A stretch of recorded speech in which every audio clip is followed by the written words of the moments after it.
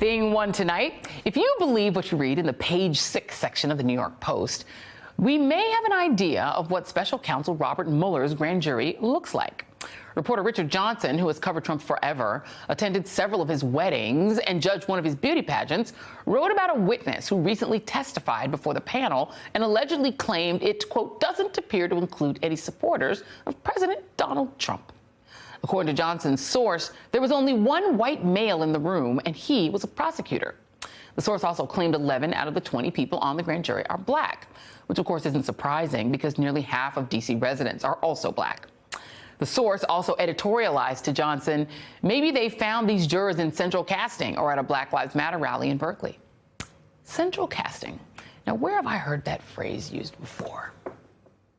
He was central casting. No, but they're central casting. These are central casting. No, you're central casting. And he is central casting. Do we agree? Central casting. Wait, could Donald Trump be page 6's anonymous source? That's thing 2 in 60 seconds.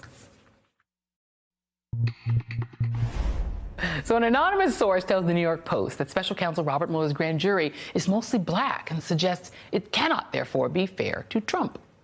Quoting the page 6 source, maybe they found these jurors in central casting or at a Black Lives Matter rally in Berkeley, California. But as Think Progress points out, there's someone else who really likes using the phrase central casting. The person anonymously leaking racist attacks on the Mueller grand jury sounds a lot like Trump.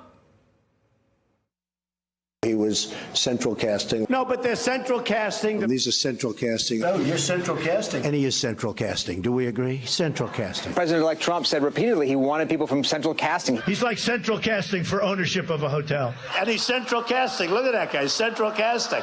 You couldn't get better central casting. They're like central casting. That's called central casting border, right? I was like central casting.